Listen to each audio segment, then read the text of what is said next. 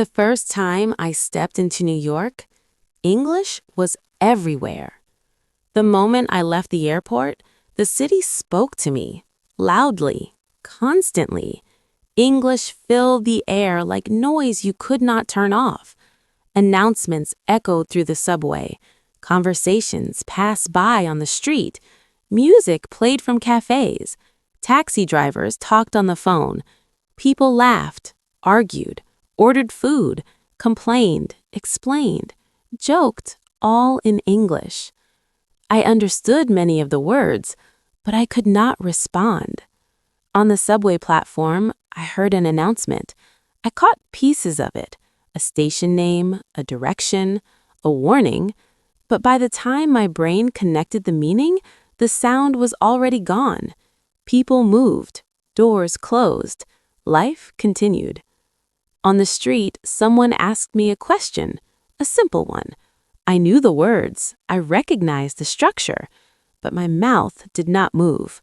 My brain searched for a sentence, too slow. The moment passed. I nodded, I smiled, I stayed silent. In cafés, I stood in line rehearsing one sentence again and again. Can I have? I repeated it in my head, but when it was my turn, the noise, the speed, the pressure erased everything. The barista waited, not impatient, just waiting. That waiting felt heavy. English was not new to me. I had studied it for years. I could read it, I could understand videos, I could follow lessons. But New York did not speak like a lesson. It did not pause, it did not repeat, it did not slow down for me. The city moved fast, and I felt small. Surrounded by millions of people, I felt invisible, not because no one saw me, but because I had no voice.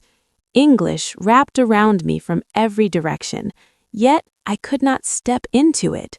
I was inside the language, but not part of it. Inside my head, everything was crowded. Thoughts, translations, corrections, fear. By the time I was ready to speak, the conversation had already moved on. English was happening without me. That silence hurt more than any mistake. I compared myself to others without trying to. People spoke freely, they interrupted, they laughed, they reacted quickly. They did not search for words. They did not apologize before speaking. Their English flowed naturally, like breathing. Mine did not. Standing there, in the middle of the city, I realized something painful. English was everywhere, but confidence was not, and knowledge alone was not enough. I was surrounded by English, but I felt silent, and that silence followed me everywhere I went. This is not a grammar lesson. I am not here to teach you tenses, rules, or sentence structures.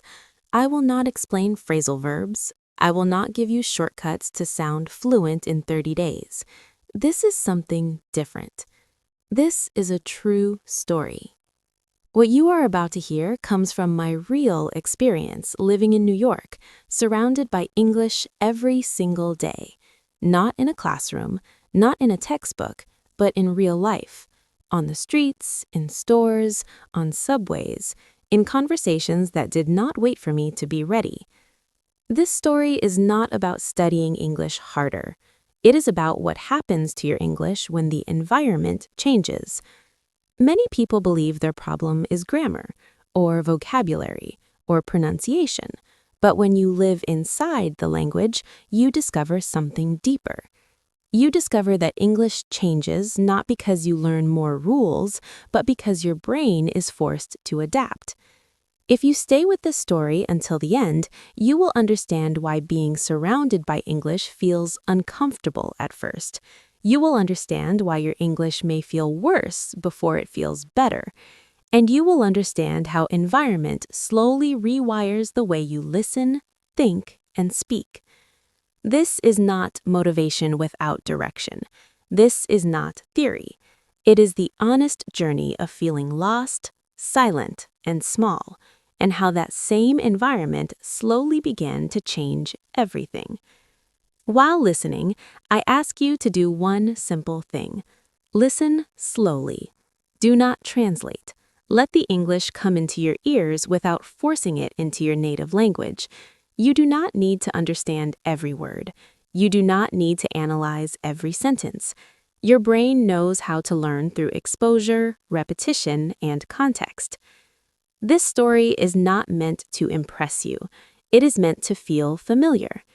If you have ever understood English but could not respond, this story is for you. If you have ever felt overwhelmed by real conversations, this story is for you. If you have ever wondered why living in an English-speaking environment changes people so deeply, this story will give you clarity. Stay with me, listen calmly, and let the story do its work. The first shock came on my very first day. It happened at the airport.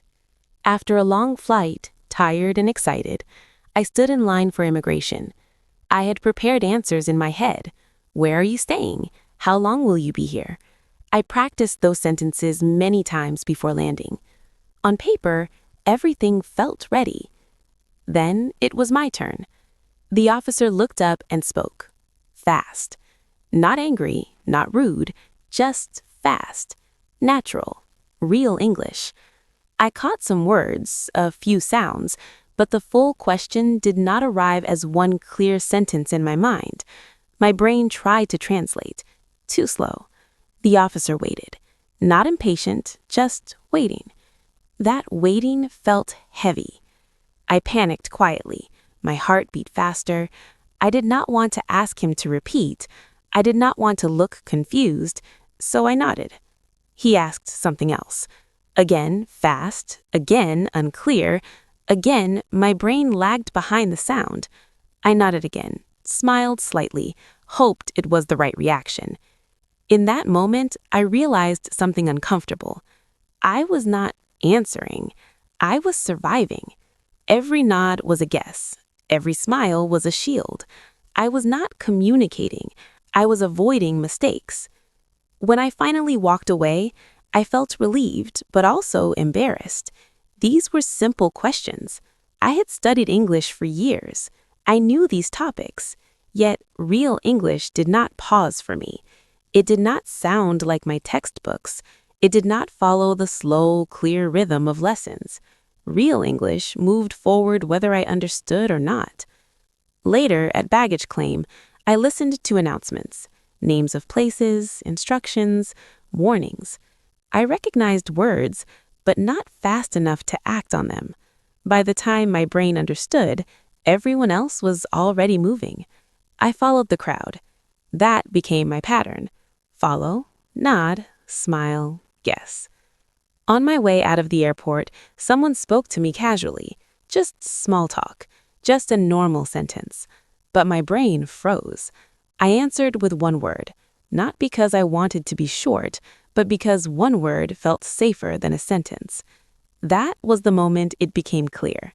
English in real life was not like English in books. In books, English waits for you. In life, it does not. In books, you have time. In life, you have seconds. In books, mistakes are private. In life, they feel public. Standing there, suitcase in my hand, I felt something shift inside me. I was in New York now, a city that speaks fast, moves fast, and expects you to keep up. And I realized the truth. Knowing English and using English are not the same thing. That first day taught me something no classroom ever did. Real English is not about correctness. It is about response. And my responses were late. New York had welcomed me, and immediately it challenged everything I thought I knew about my English. The city never waited. I understood that on my first full day in New York. People here spoke fast, not to be rude, not to show off. That was simply how the city worked. Words moved with the same speed as the streets, the traffic, the crowds. Conversations did not slow down just because you were new. At the corner of my street, someone asked me a question. Simple, casual. I heard it, but my brain reacted too late. By the time I understood what he said, he was already walking away. No anger, no apology, just movement. That moment repeated itself again and again. At a coffee shop, the barista spoke quickly, eyes already on the next customer. I recognized half the sentence. My mind searched for the rest. Before I could ask her to repeat, she repeated it herself, faster. Not unkind, just efficient. Efficiency ruled everything. On the subway, announcements came and went. No pauses, no second chances. People moved the second they heard the words. Doors closing, trains arriving. I watched others react instantly while I processed slowly. I followed bodies instead of language. In New York, nobody explained things slowly. Nobody said, "Take your time." Nobody waited for your translation. The city assumed you were ready. That assumption created pressure. Every conversation felt like a test with a time limit. If you missed the moment, it was gone. People did not stop to check if you understood. They expected response, not perfection. At first, that pressure scared me. I felt behind. I felt small. I felt like English was always one step ahead of me. I could understand parts, but not fast enough to participate fully. The meaning arrived late. My responses arrived later. English suddenly felt physical. It was not about knowing words anymore. It was about speed, about reaction, about timing. English was no longer something I studied. It was something I had to keep up with. And New York made that very clear. Here, English was not gentle. It did not slow down for learners. It did not repeat itself kindly. It moved forward, fast, direct, unapologetic. That forced me to see the truth. English in real life is not just language. It is speed plus reflex. You can know grammar and still fall behind. You can know vocabulary and still miss the moment. Because understanding late is the same as not understanding at all. I realized something uncomfortable but important. My problem was not that I didn't know English. My problem was that my English was slow. My brain was still translating, still checking, still asking for permission. But New York did not wait for permission. It demanded immediate reaction. Yes or no. This way or that way. Now or never. That pressure was exhausting, but it was also honest. The city showed me what English really was outside the classroom. Not a subject, not a skill you show when you are ready, but a tool you use while moving. In New York, English was not about sounding good. It was about responding on time. And if you didn't, the city kept going without you. By the end of that first week, I was exhausted. Not physically tired in the normal way, but mentally drained. My body could rest, but my brain could not. From the moment I stepped outside, English surrounded me. On the street, on the subway, in stores, in elevators. There was no quiet place where English disappeared. I felt lost, but strangely awake. Back home, when English became difficult, I could escape. I could switch back to my native language. I could rest my mind. In New York, there was no escape. Even silence carried English. Signs, voices in the distance, announcements echoing underground. At night, I replayed the day in my head. Short conversations, missed words, moments when I nodded without understanding, moments when I wanted to speak but didn't move fast enough. My brain kept working even when I wanted it to stop. It was uncomfortable, but something else was happening. My brain was alert in a new way. It was paying attention differently. I was no longer listening for perfect sentences. I was listening for meaning, for tone, for intention. My ears adjusted. My eyes watched faces. My body learned to react even when my mind was unsure. I realized I couldn't hide anymore. English was not a class I could attend or skip. It was the air around me. Every interaction forced my brain to try. Even failure taught something. Even confusion left a mark. That was when a quiet understanding appeared. This environment was teaching me, not gently, not patiently, but constantly. New York did not care about my level. It did not adapt to me. Instead, it pushed me to adapt to it. Every day, my brain received thousands of small lessons: how people really speak, how fast meaning moves, how little time there is to think. For the first time, I saw the truth clearly. Environment is a teacher, a powerful one, stronger than books, stronger than classes, stronger than motivation. I was lost in the city, yes, but my brain was awake. And once your brain wakes up, learning becomes unavoidable. I began to notice a painful pattern. During conversations, I nodded, I smiled, I answered with short sounds, but inside, I was always late.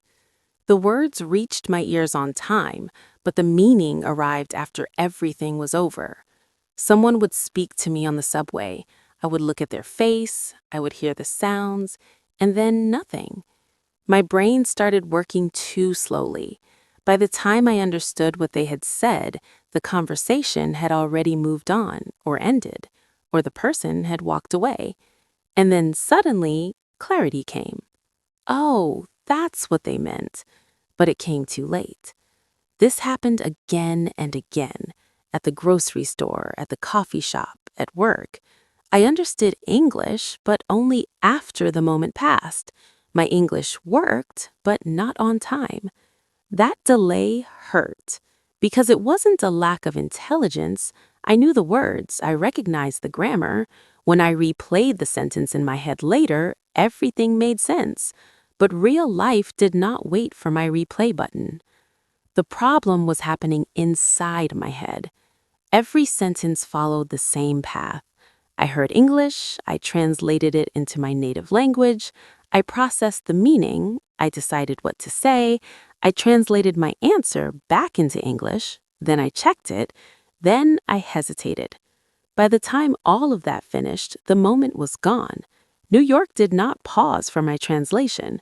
People spoke quickly, naturally, without stopping to help my brain catch up.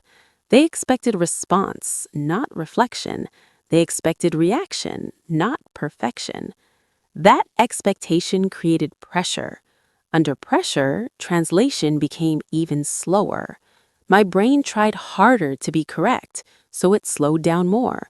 And the slower it became, the more I fell behind. It was a loop I couldn't escape. What made it worse was this.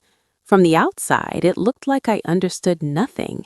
But inside, I understood almost everything, just too late to be useful. That gap was frustrating. I would walk away from interactions feeling angry with myself, not because I failed, but because I knew I could have answered. I just didn't answer in time. At night, scenes replayed in my head. Someone asked a simple question. I froze. Later, I answered it perfectly, alone. Those imaginary answers felt cruel. They proved my English existed, it just didn't show up when needed. Slowly, I realized something important. The problem was not English. The problem was timing. Language in real life is not about accuracy. It is about speed. Meaning must arrive while the conversation is still alive. If it arrives later, it dies quietly. Translation killed timing. Each extra step inside my head added delay. Each delay pushed me further away from the present moment. I was always reacting to the past instead of responding to now. That was when fear started to grow. Because when you are always late, you stop trying to be on time. You expect to miss the moment. You lower your expectations. You choose silence because silence hurts less than being late again. I caught myself doing that. Someone spoke, I understood part of it, but instead of trying, I stayed quiet. I thought, I'll understand later anyway. And I did, but understanding later never helped me speak. That realization was heavy. My English was not broken, it was delayed, and delayed English feels useless in real life. New York showed me this truth clearly.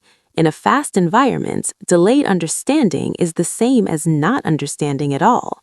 The city forced me to see what my old learning method had created.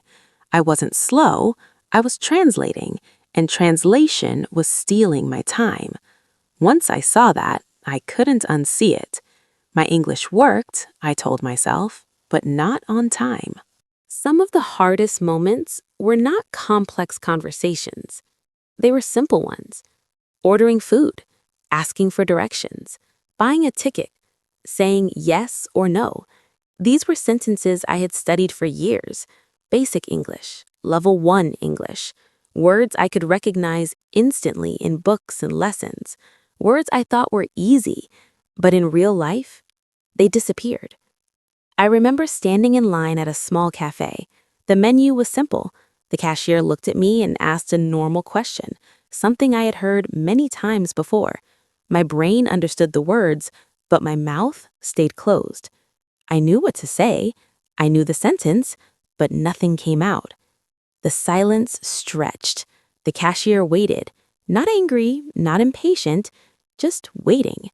That waiting felt loud. Inside my head, everything became crowded. Words rushed down all at once, different options, different structures, different fears. I wanted to choose the best sentence, the correct one, the polite one. And because I tried to choose, I said nothing. Finally, I pointed at the menu. That moment stayed with me, not because I failed English, but because I failed to respond. Asking for directions was the same. I stood on the street, lost, phone in my hand. I knew the question, "Excuse me, how do I get to—" I had practiced it many times, but when I needed it, my voice disappeared. I walked away instead. I took the long route. I stayed quiet. That silence hurt more than being lost, because silence made me feel small. The worst part was knowing that I wasn't confused. I wasn't blank. I wasn't unprepared. I knew the words. They were inside me, but they didn't activate when the moment arrived. That created shame. Shame doesn't come from ignorance. It comes from blocked ability. When you know you can do something but can't do it when it matters, you start doubting yourself. You start questioning your competence, not just in English, but as a person. I noticed my behavior changing. I avoided situations that required speaking. I chose places with self-service machines. I ordered the same food to avoid new questions. I memorized routes so I wouldn't need to ask for help. English slowly became something to manage, not use. Each silent moment reinforced the belief: speaking is risky, and the brain remembers that. Simple words became heavy because they carried pressure. Pressure to be correct, pressure to be fast, pressure to not look foolish. Under that pressure, even the easiest sentence collapsed. People around me didn't know this was happening. To them, I was just quiet, maybe shy, maybe tired. But inside, every silent moment felt like proof that something was wrong. Not with English, with me. That belief was dangerous, because once silence becomes associated with safety, speaking starts to feel unsafe.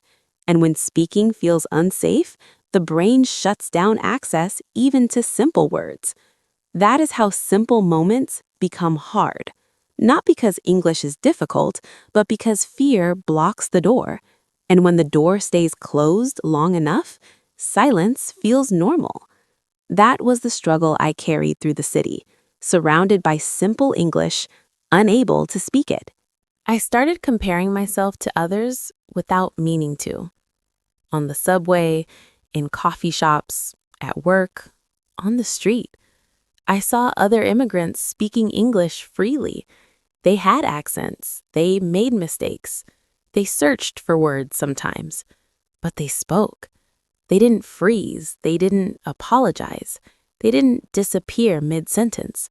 They ordered food easily, they joked with cashiers, they asked questions without fear. And every time I saw that, a quiet question appeared inside me. Why not me? We came from different countries, different backgrounds, different stories, but we were standing in the same city, same language around us, same noise, same speed.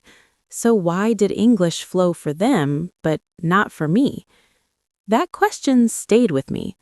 I told myself stories to explain it. They're more confident. They're more talented. They learned English younger. They're just better at languages. Those explanations felt logical, but they also felt heavy, because every explanation placed the problem inside me. I didn't see their years of struggle. I didn't see their silent moments.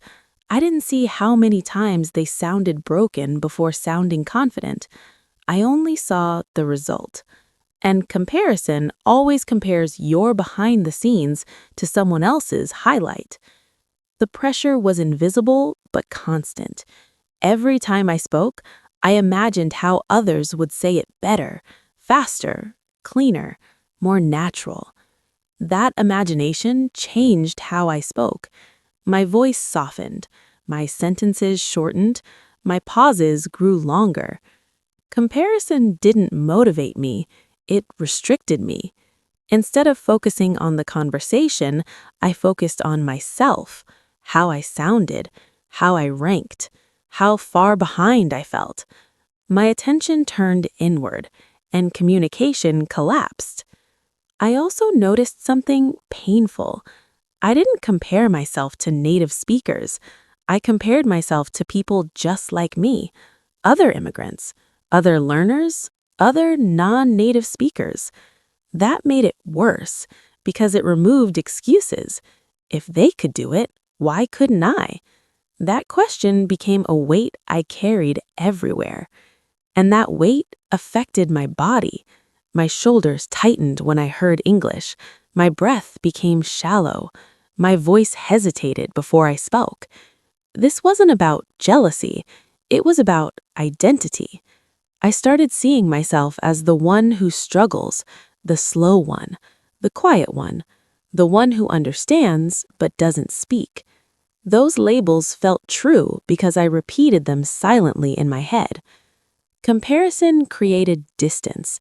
Instead of learning from others, I separated myself from them. I watched instead of joined.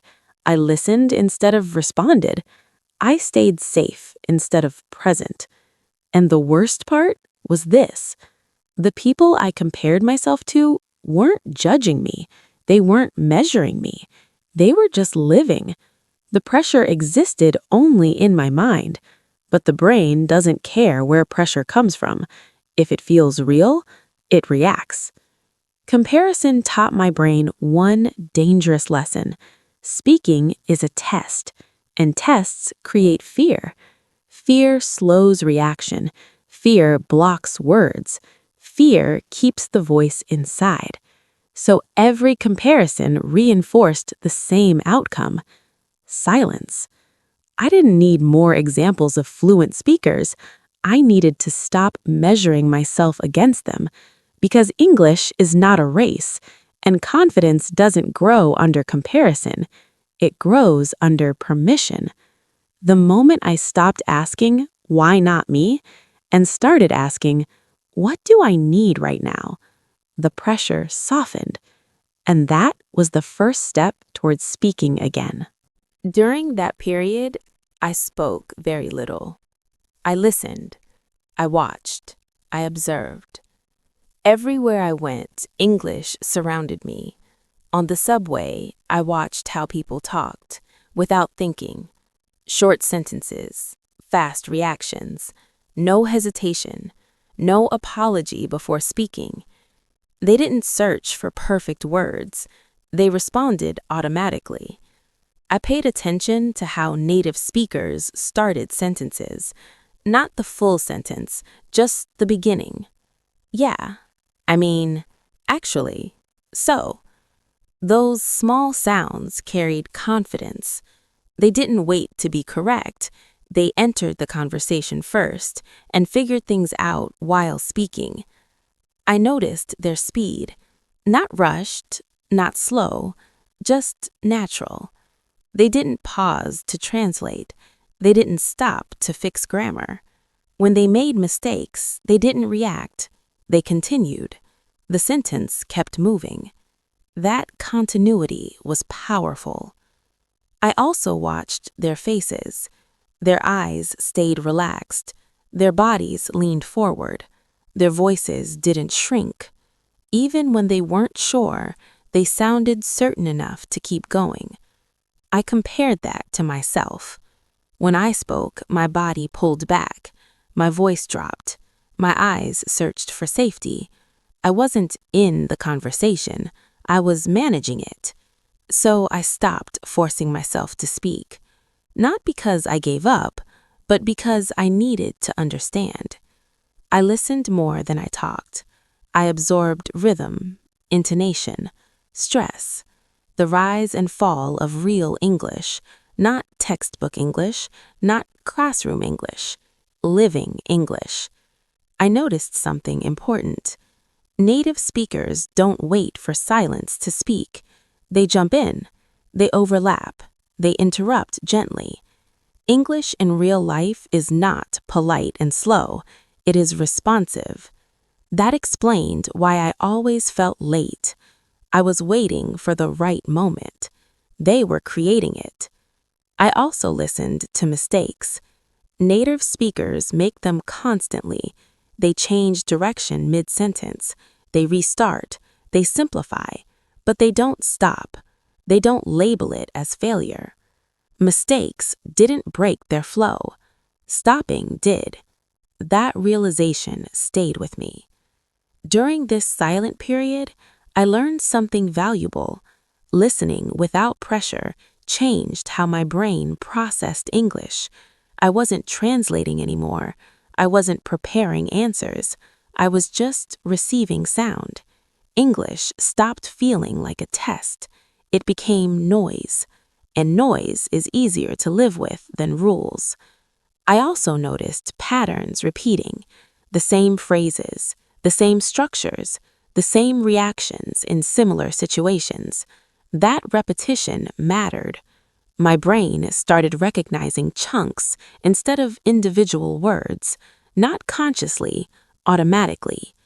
Even though I wasn't speaking much, something was happening inside. My brain was adjusting. It was learning timing instead of accuracy, reaction instead of perfection. Silence wasn't empty. It was active. But I also felt something dangerous. The longer I stayed silent, the more comfortable it felt. Silence became familiar. Familiar feels safe, and safe can turn into a trap.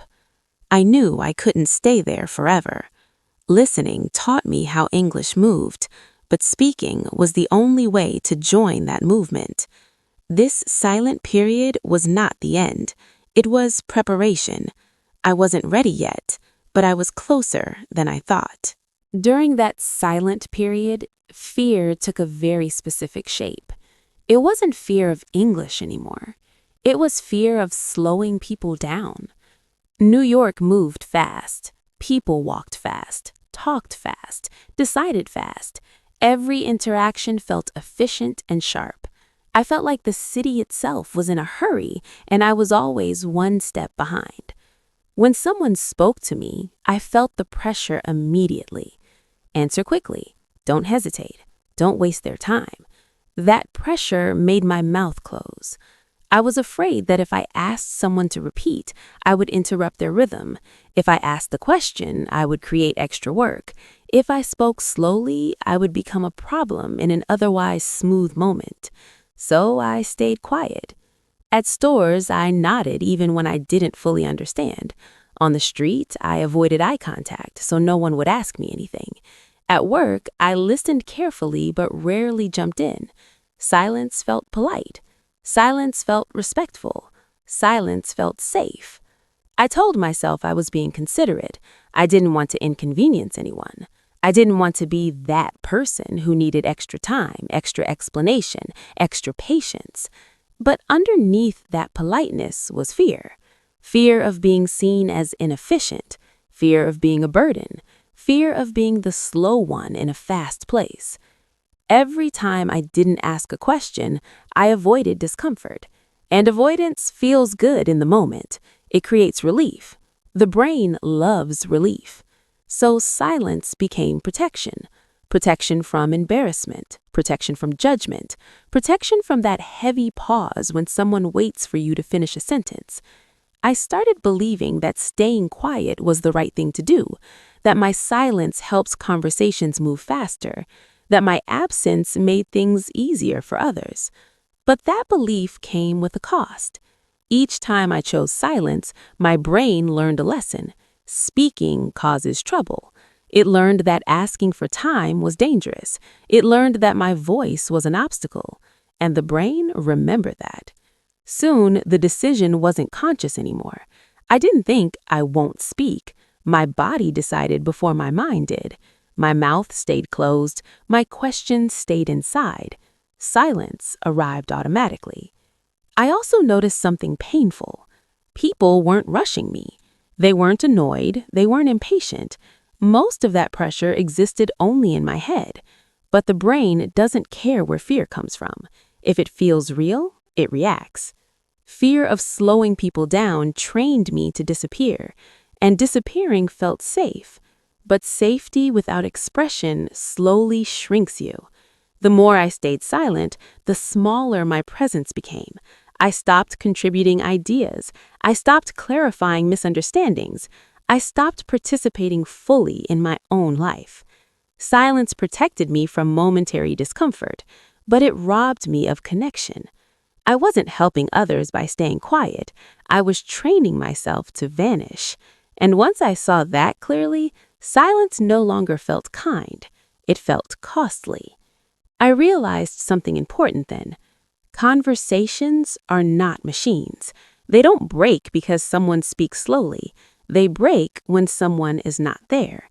And I had been missing for a long time. Silence had kept me safe, but it was time to let it go. New York was loud. The streets were loud. The trains were loud. The sirens, the footsteps, the voices layered on top of each other from morning to night. English was everywhere. It filled the subway announcements. It spilled out of cafés and stores. It bounced between strangers on sidewalks who never slowed down. And yet, inside me, everything was quiet. Not calm, empty. I heard English constantly, but my own voice stayed locked inside. It was a strange contrast. The city never stopped talking, but I felt like I had nothing to contribute. I moved through crowds as a listener, not a speaker. English stopped being just a language. It became pressure. Every sound reminded me of what I couldn't do fast enough. Every conversation I overheard felt like a test I wasn't taking.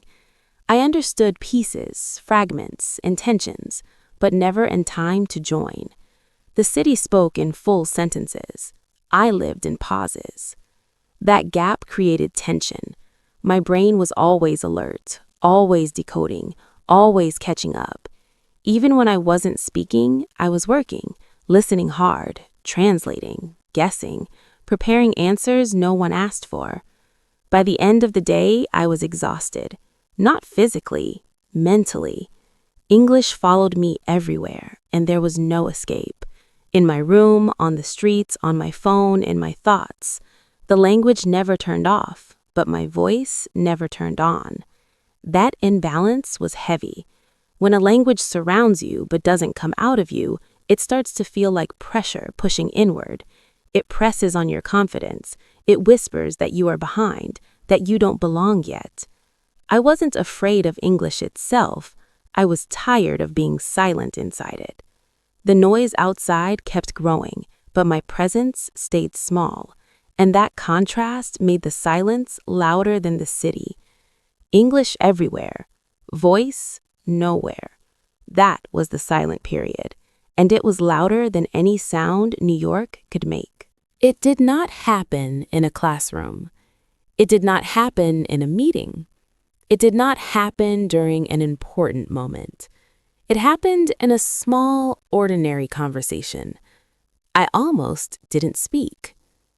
The situation was simple, a short exchange, nothing special. Normally, I would have stayed quiet, nodded, smiled, and moved on. That was my habit. Silence felt safe. Silence felt efficient. Silence felt respectful. But that day, something shifted. I answered. The sentence was short, very short, not elegant, not advanced. I didn't search for better words. I didn't fix my grammar. I didn't restart halfway. I just said what came out. It wasn't perfect, but I didn't stop. And something unexpected happened. The other person listened. They didn't interrupt me. They didn't finish my sentence. They didn't rush me forward. They waited. Not the heavy waiting I was used to, not the awkward waiting filled with pressure. This was different. They were actually listening. For the first time, I finished a thought without being cut off. My voice stayed steady. My pace stayed mine. I didn't apologize. I didn't explain my English. I didn't disappear halfway through. The sentence landed. And then something even more surprising happened. They responded to my idea, not to my English, not to my accent, not to my mistakes, to my meaning. That moment was small on the outside. It lasted maybe a minute, maybe less. If you were watching, you would have missed it. There was no dramatic success, no praise, no recognition. But inside, everything changed. For the first time in New York, English didn't feel like a test. It felt like a bridge. Imperfect, narrow, but real. I realized something important in that moment. I had been waiting to speak perfectly, but people were only waiting for me to speak. I also realized that being listened to had nothing to do with advanced language. It had everything to do with presence. I stayed in the sentence. I didn't retreat. I didn't break myself mid-thought. And because I stayed, they stayed. That conversation did not make me confident overnight, but it broke a belief. The belief that my English was too weak to deserve space. The belief that mistakes automatically meant interruption. The belief that silence was my only safe role. That small conversation showed me a new possibility. I didn't need to sound native. I didn't need to sound impressive. I didn't need to sound ready. I only needed to stay. That was the turning point. Not because my English suddenly improved, but because for the first time, my voice was allowed to finish. And once a voice finishes once, it becomes much harder to silence it again.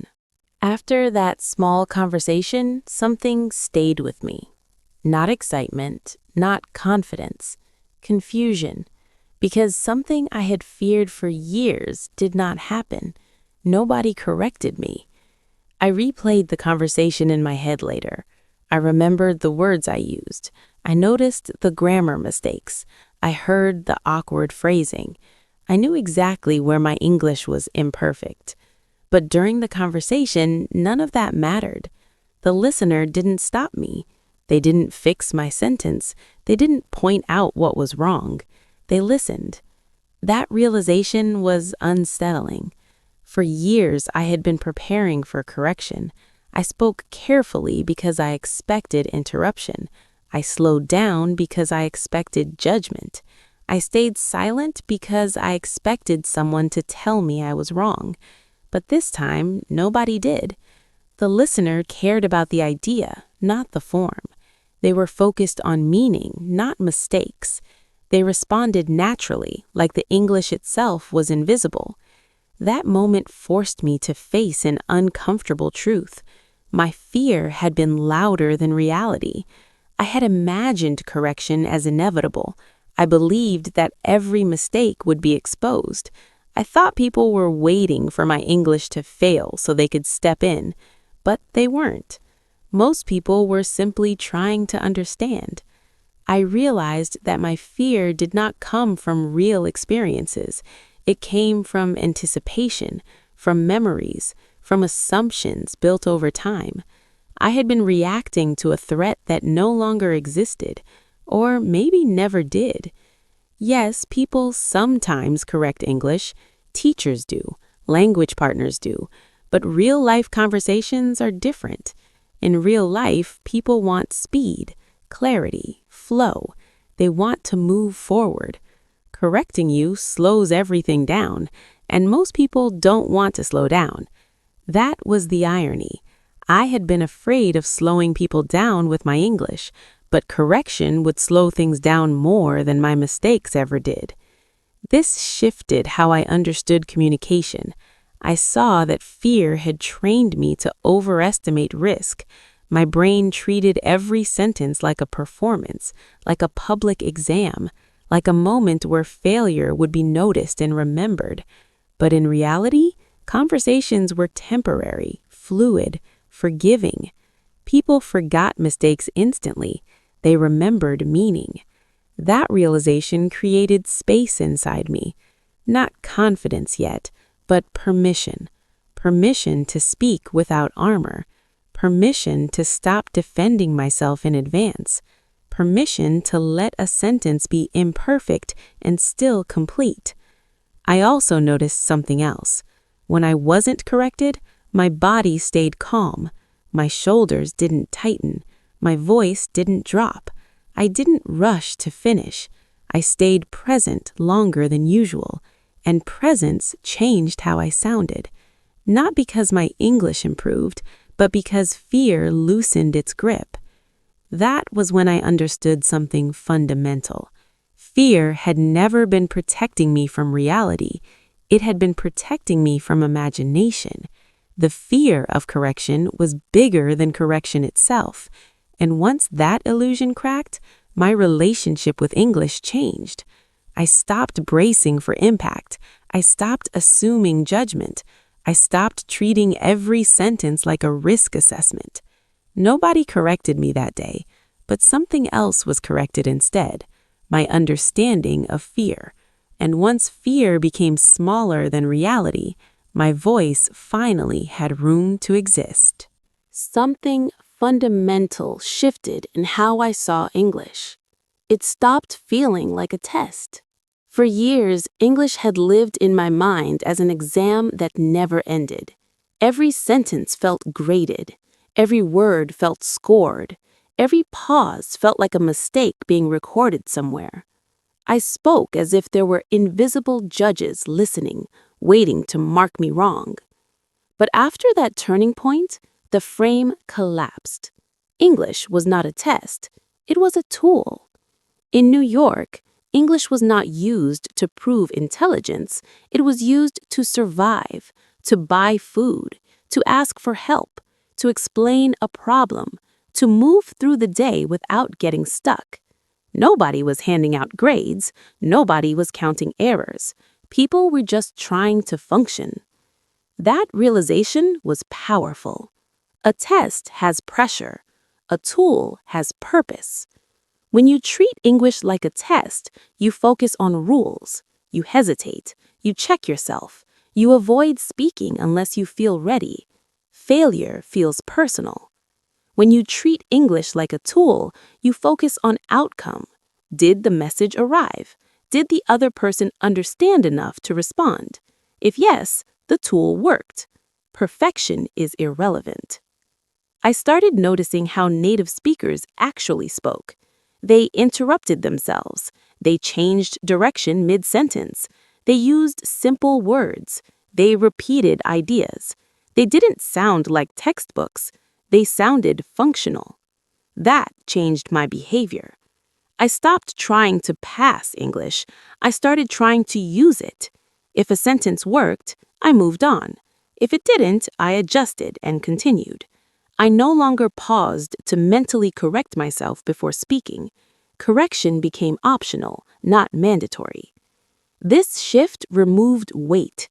My body relaxed. My breathing slowed. My voice stayed steady longer. Not because my English improved overnight, but because the pressure disappeared. A test threatens identity. A tool serves intention. Once English became a tool, mistakes lost their power. They were no longer proof of failure, they were feedback, signals, information. And with that, my thinking changed. I wasn't trying to be good at English anymore. I was trying to live in it. That was the real turning point. Not better language, better relationship with the language. And from that point on, growth felt natural instead of forced. English stopped being something I studied and became something I used to survive. Every day in New York required English. Not advanced English, not perfect English, just functional English. The kind that helps you move forward instead of getting stuck. Going to the grocery store meant reading signs, hearing prices, answering short questions. Cash or card? Do you need a bag? These were not lessons, but they repeated every day. Taking the subway was the same. Announcements echoed through the stations. Delays, directions, warnings. At first, they sounded like noise. Too fast, too blended. I caught maybe one word out of 5, but I heard them every day.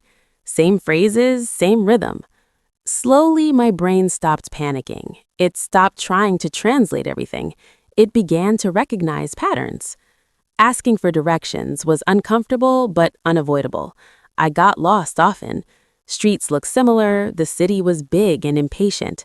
I had to ask, "Excuse me, how do I get to—" Sometimes people answered fast. Sometimes they used gestures.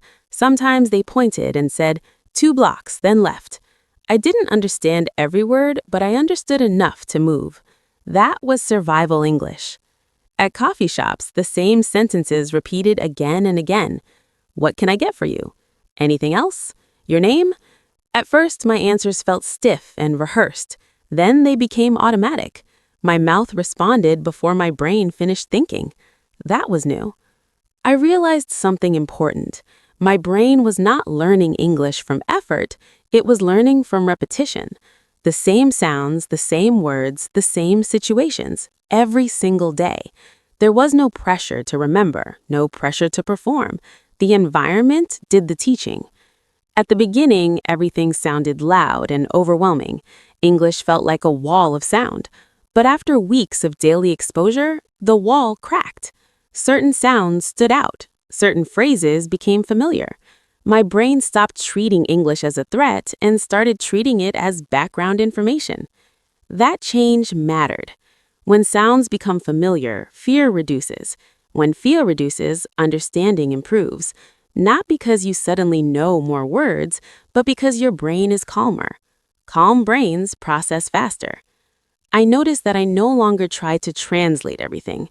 Translation took too long. In daily life, there was no time.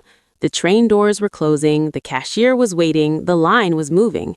My brain adapted. It learned to let meaning pass through without full analysis. I also stopped judging myself constantly. There was no space for that. Life kept moving. I either spoke or stayed stuck. Survival chose for me. English in New York was not gentle. It did not slow down. But it was consistent, and consistency trained my ear. The more I heard the same sounds, the more normal they felt. The more normal they felt, the less I resisted them. Eventually, English stopped feeling foreign in those situations.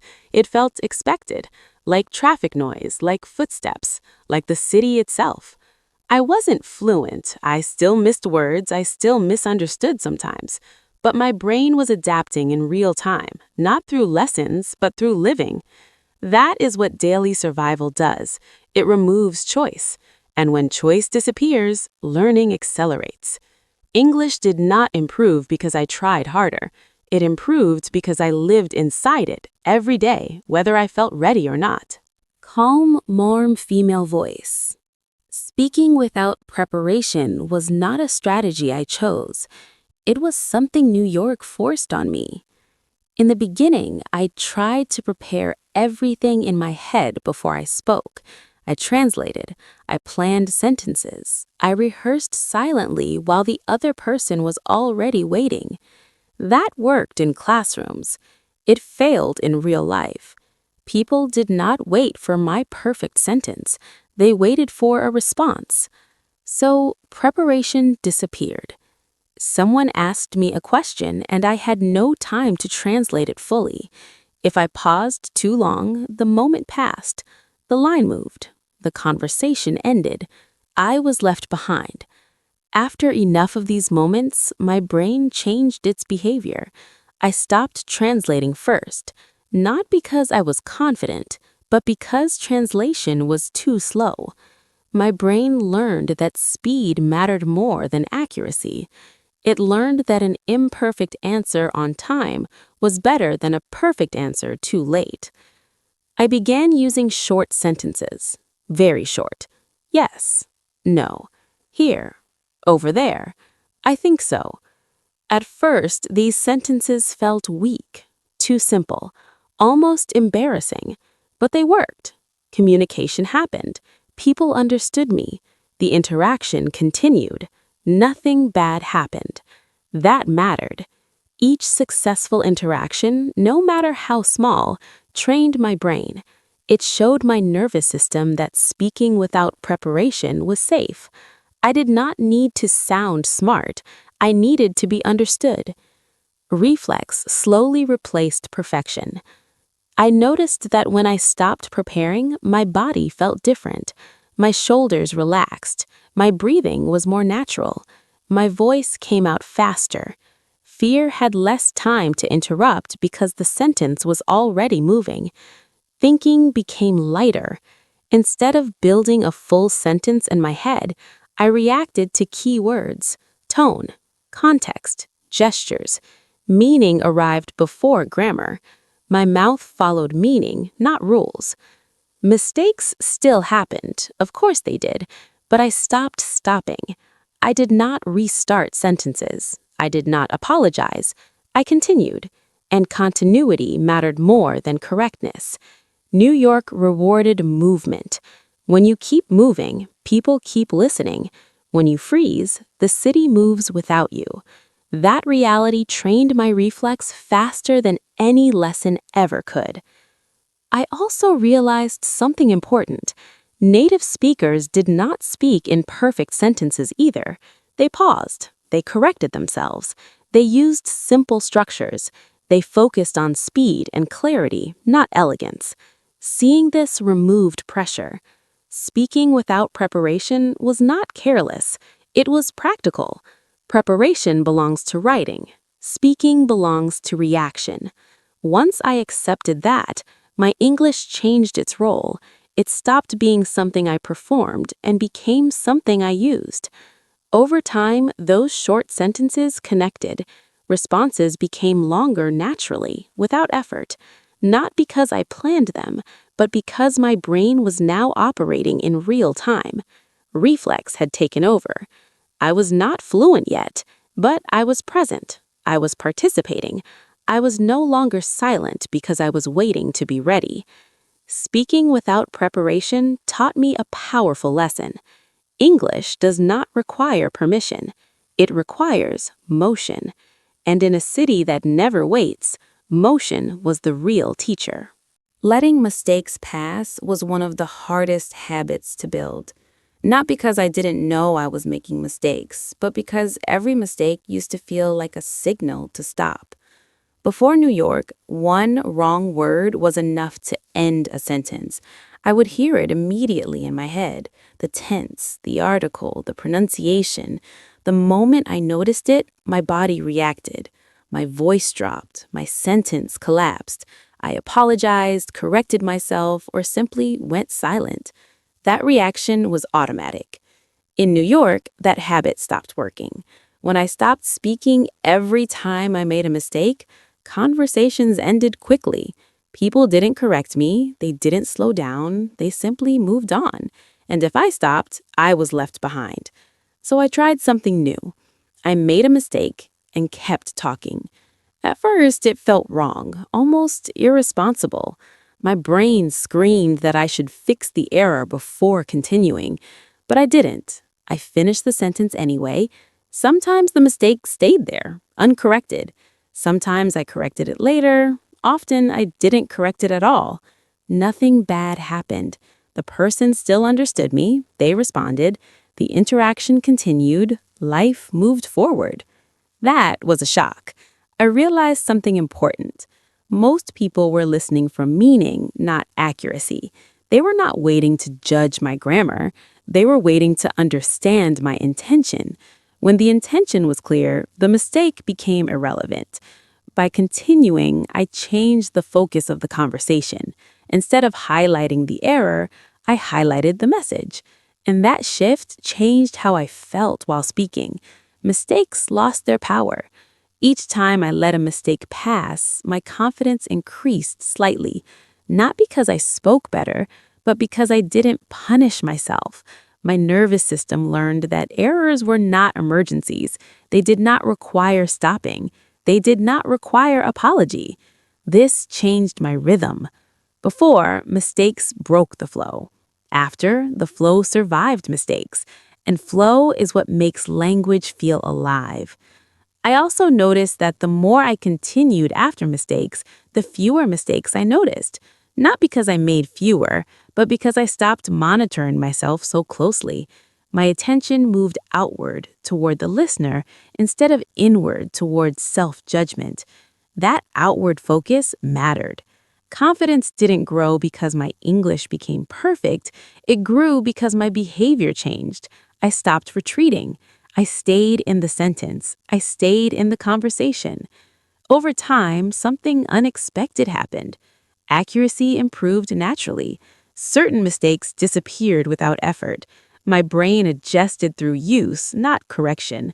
Patterns repeated, structures stabilized, grammar settled quietly into the backgrounds. Letting mistakes pass created space for learning. When you stop mid-sentence, learning stops. When you continue, the brain stays engaged. It hears itself, it compares, it adapts. All of that happens automatically if you don't interrupt it. Confidence grew slowly, not as excitement, not as boldness, but as calm.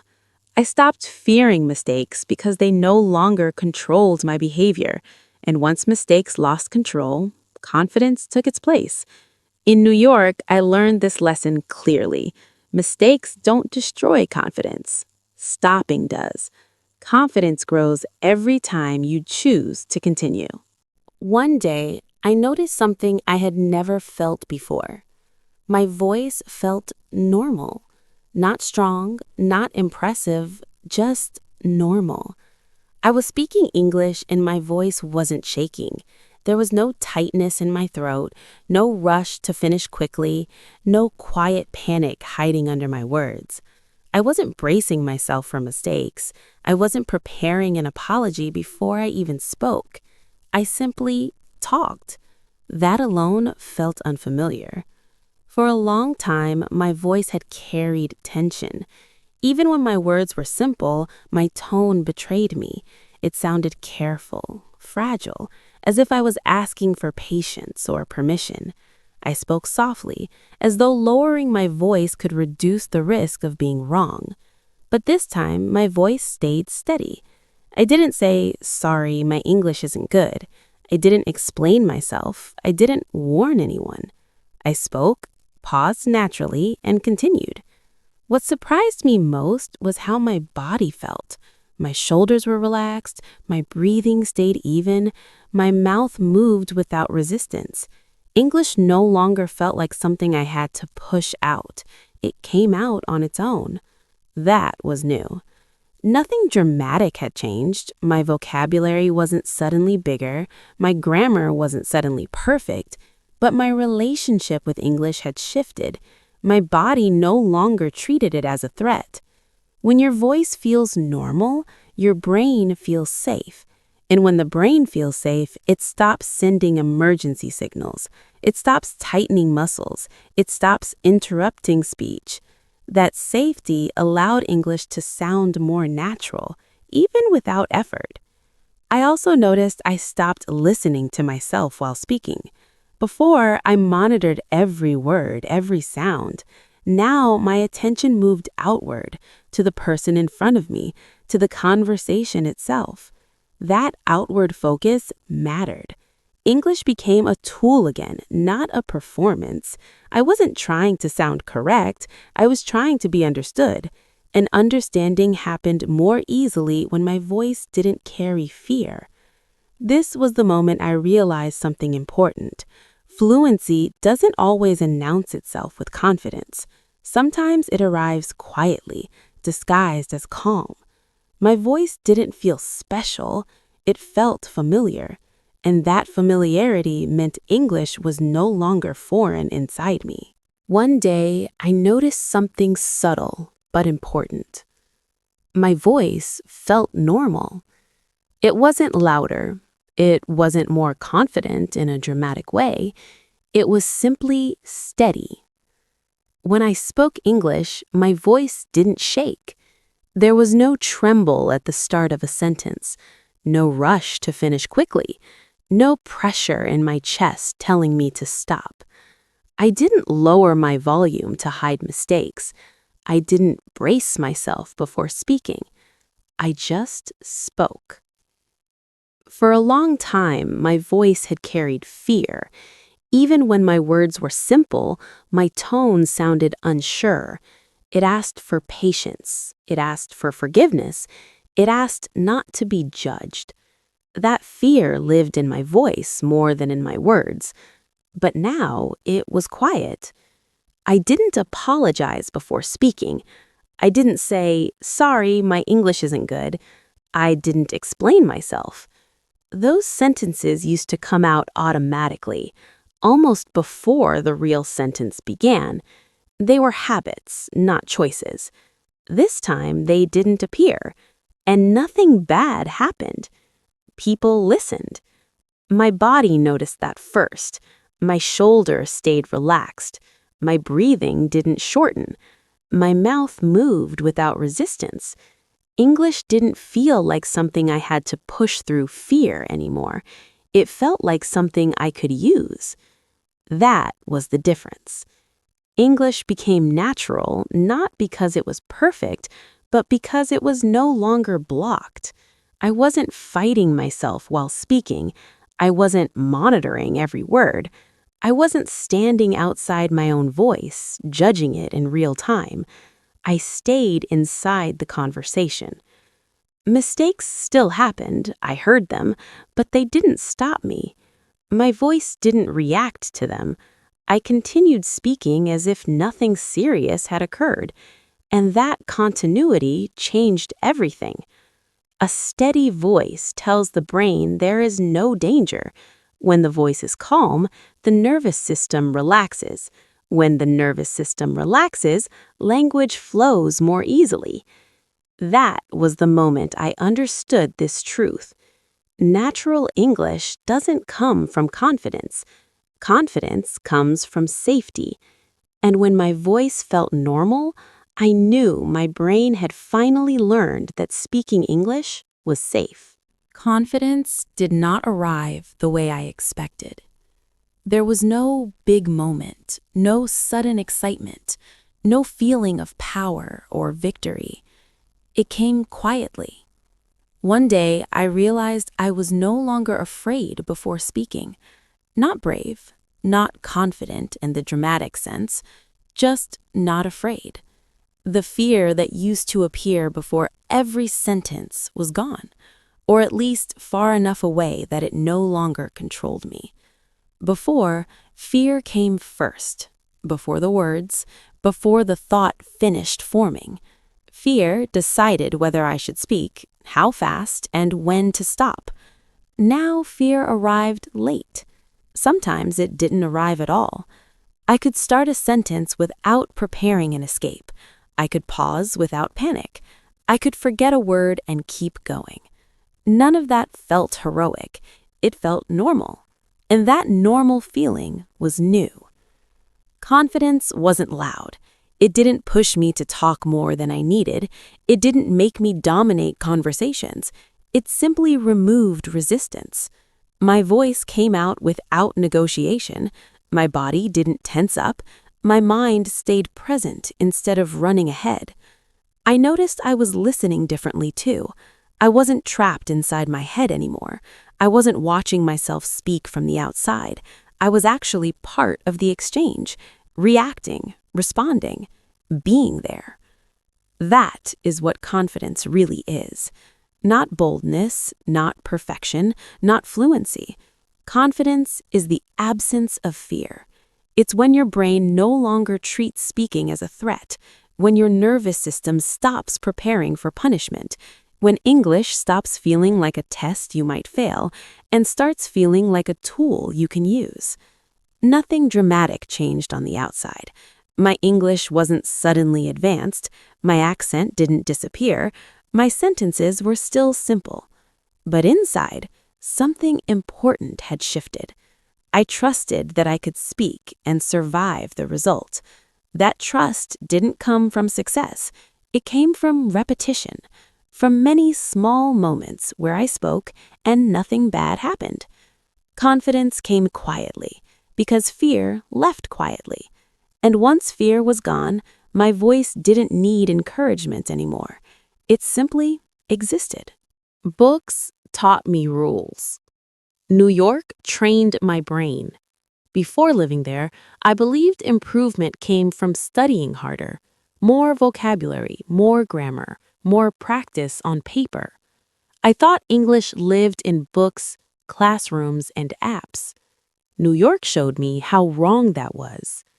In New York, English was not optional. It was not scheduled. It did not wait for me to feel ready. It happened everywhere, all the time. On the subway, at the coffee counter, in elevators, on sidewalks, in short, fast exchanges that ended before I could think.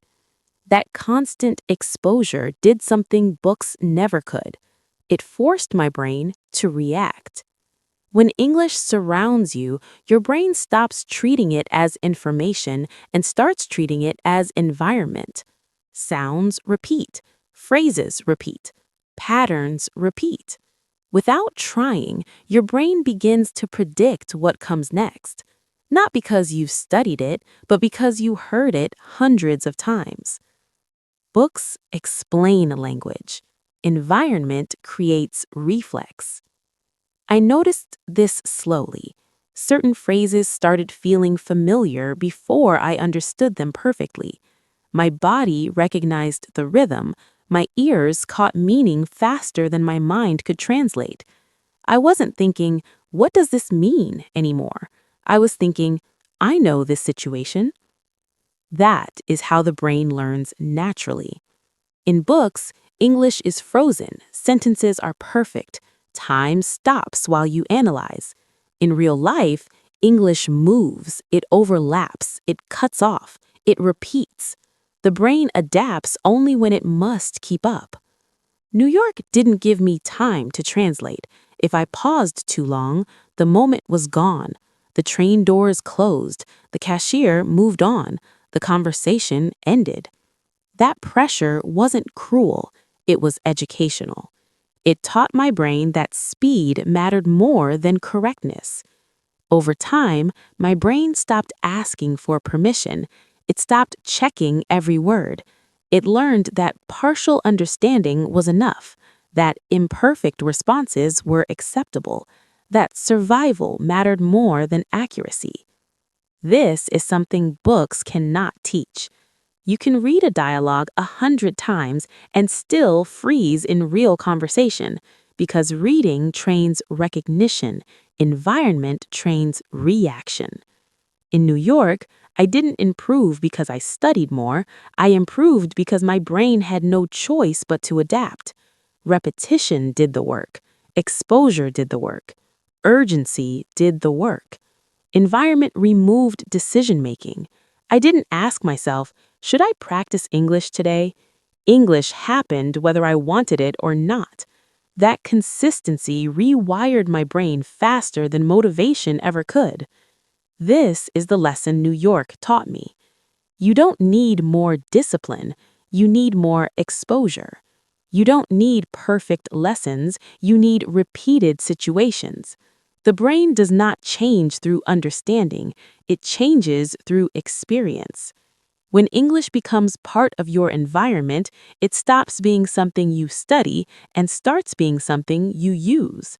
And when you use it daily, even imperfectly, your brain adjusts automatically. Books are useful, but environment is the real teacher. And once I understood that, I stopped blaming myself. My brain wasn't slow, it was just undertrained. New York didn't make me smarter, it made my English unavoidable. And that made all the difference. For a long time, I believed fluency was talent. I thought some people were born with it and others were not. In New York, that belief quietly collapsed. I watched people speak English fluently every day, not professors, not actors, ordinary people, immigrants, workers, cashiers, drivers. Many of them did not use perfect grammar.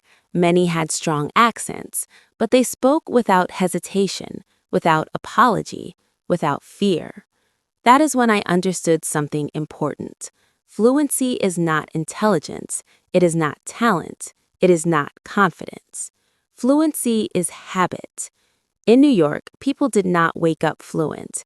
They became fluent because they repeated the same behaviors every day: ordering food, asking for help, responding quickly, making mistakes, and continuing. The brain learns those patterns through repetition, not through study. I noticed this in myself. The phrases I used most often became automatic, not because I memorized them, but because I said them daily. My brain stopped thinking about them. My mouth moved before my mind interfered.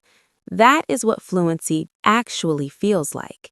It feels boring, normal, unremarkable. Talent feels dramatic. Habit feels quiet.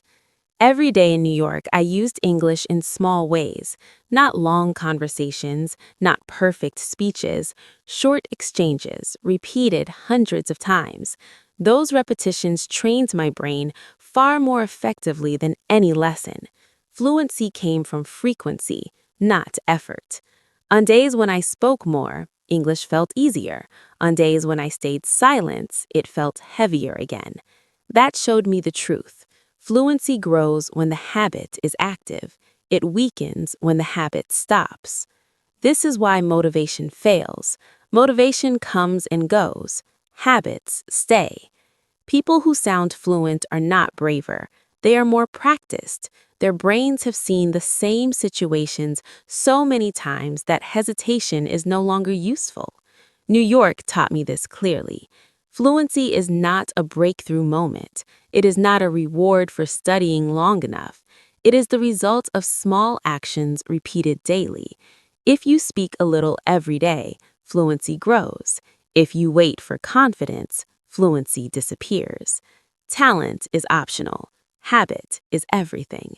Once I understood that, fluency stopped feeling mysterious. It became mechanical, and that meant it was achievable. For a long time, I believed I needed perfect English before I could belong. Perfect grammar, perfect pronunciation, perfect sentences. I thought perfection was the price of entry. New York taught me how wrong that was. People spoke English everywhere, all the time, and much of it was not perfect. Sentences were cut short, grammar was bent, words were missing. Accents were strong, but communication still worked. Life still moved. No one stopped to correct each other. No one waited for perfection. What mattered was presence. People spoke clearly enough to be understood, and then they stayed in the moment.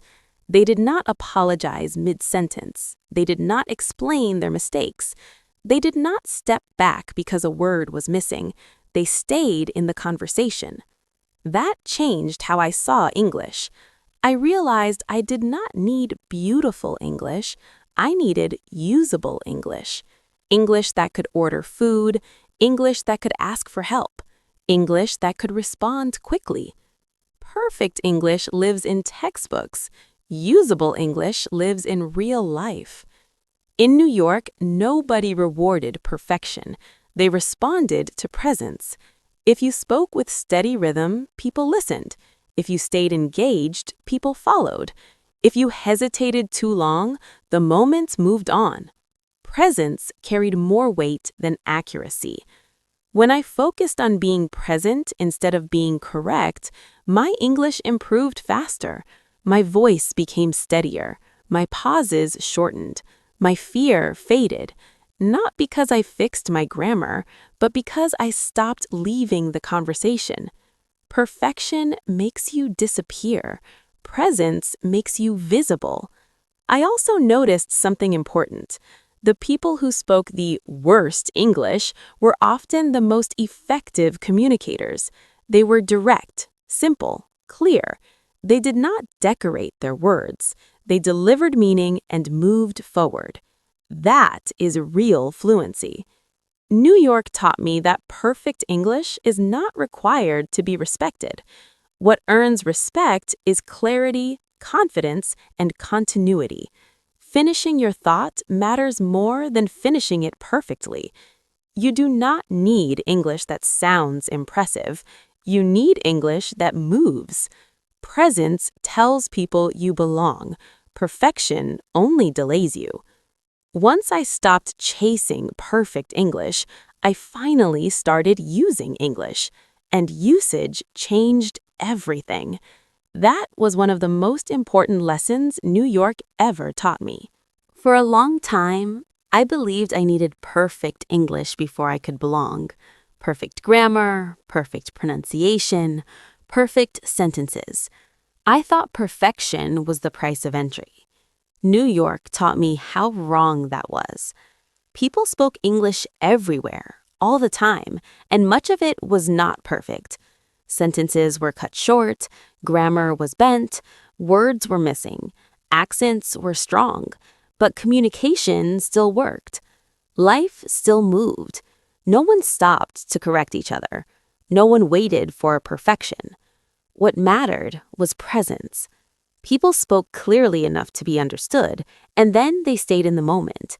They did not apologize mid-sentence. They did not explain their mistakes. They did not step back because a word was missing. They stayed in the conversation. That changed how I saw English. I realized I did not need beautiful English. I needed usable English. English that could order food. English that could ask for help. English that could respond quickly. Perfect English lives in textbooks. Usable English lives in real life. In New York, nobody rewarded perfection. They responded to presence. If you spoke with steady rhythm, people listened. If you stayed engaged, people followed. If you hesitated too long, the moment moved on. Presence carried more weight than accuracy. When I focused on being present instead of being correct, my English improved faster. My voice became steadier. My pauses shortened. My fear faded. Not because I fixed my grammar, but because I stopped leaving the conversation. Perfection makes you disappear. Presence makes you visible. I also noticed something important. The people who spoke the worst English were often the most effective communicators. They were direct, simple, clear. They did not decorate their words. They delivered meaning and moved forward. That is real fluency. New York taught me that perfect English is not required to be respected. What earns respect is clarity, confidence, and continuity.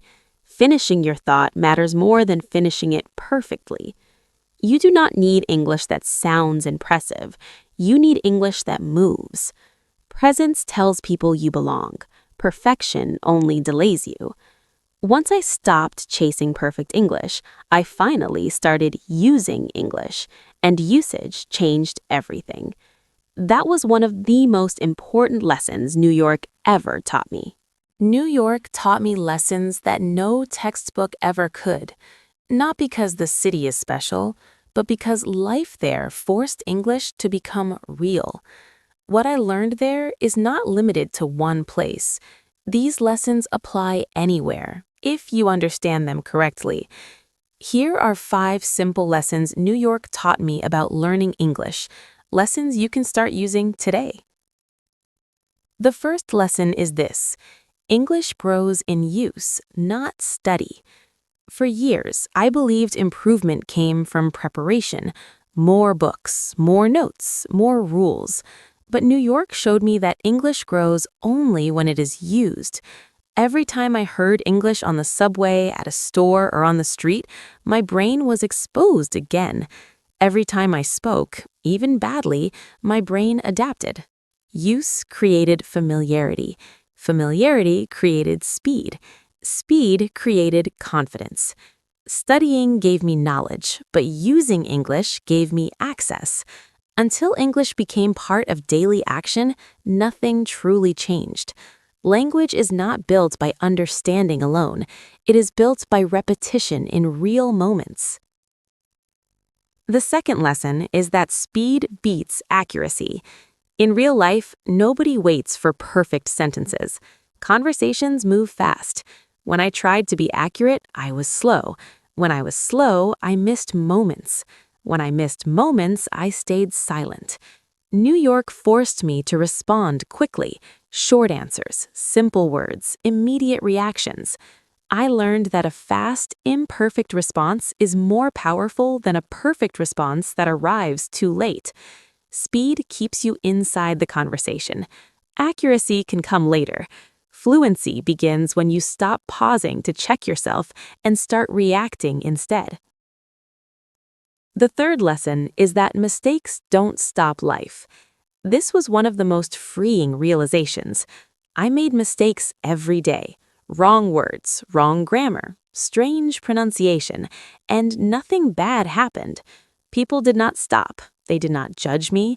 They did not walk away. Life continued. The train still arrived. The cashier still answered. The conversation still moved forward.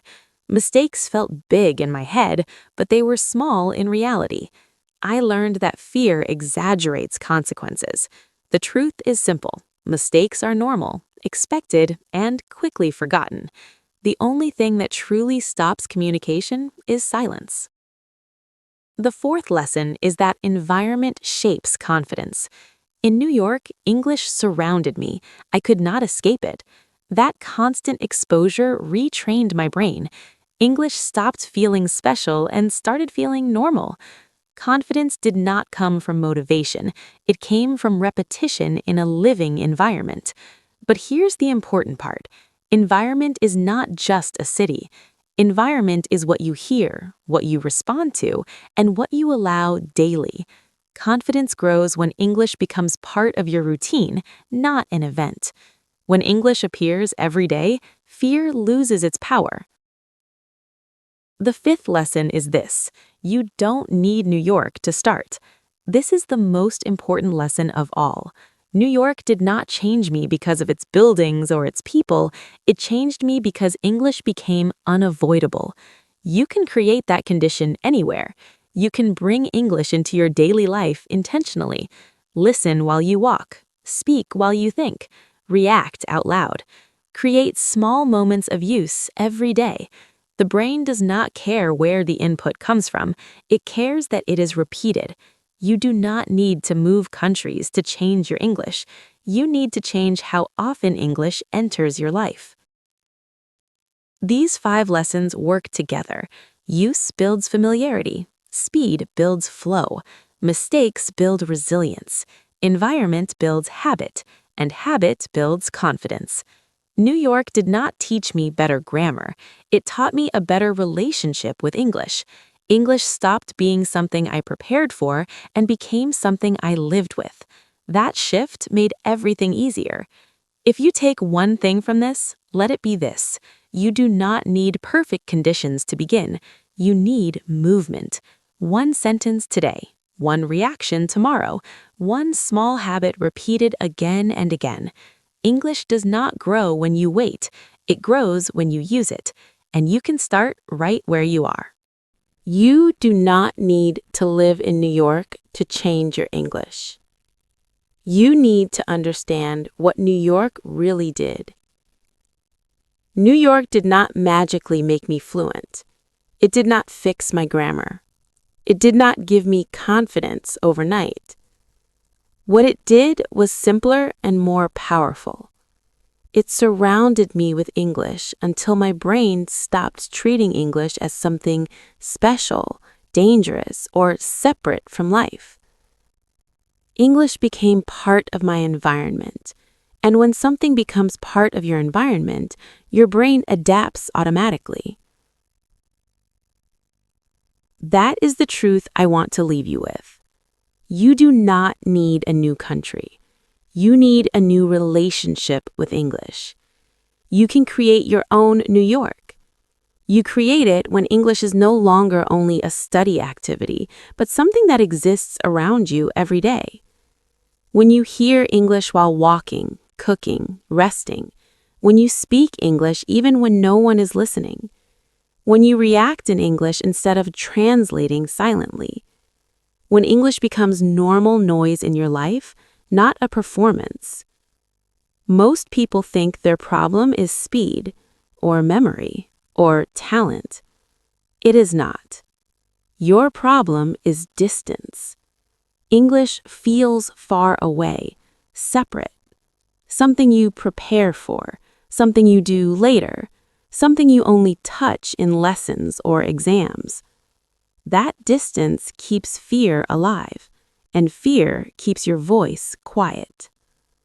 When English is everywhere, fear has no space to grow. You are not slow. Your brain is doing exactly what it was trained to do. You are not broken. You were trained in a system that separated English from real life, and training can change. If English only appears when you study, your brain stays cautious. If English appears every day, your brain relaxes.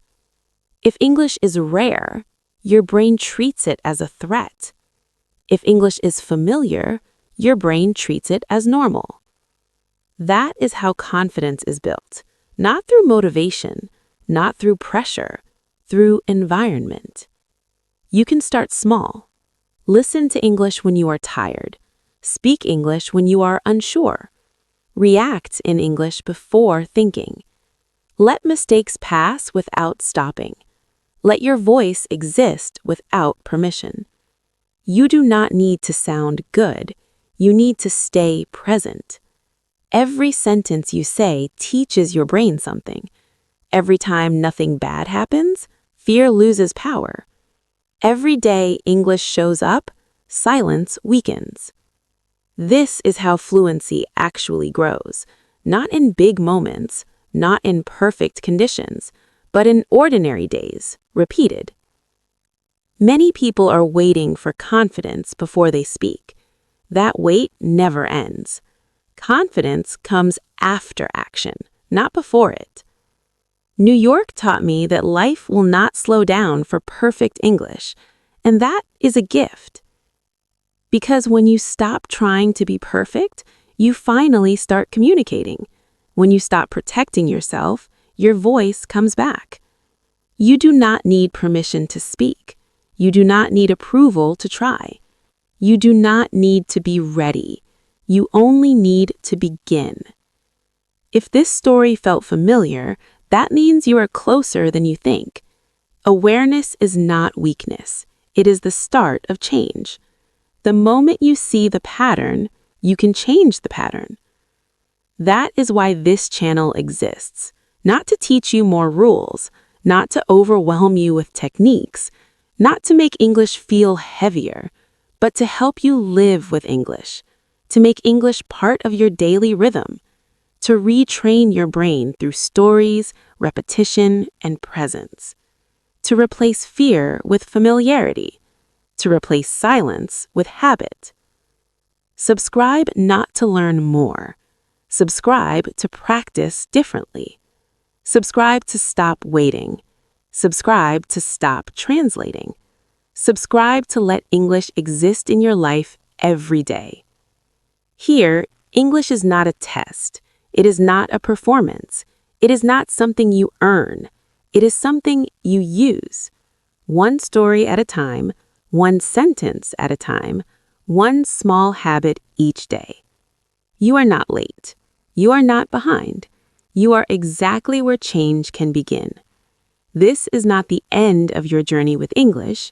This is your beginning.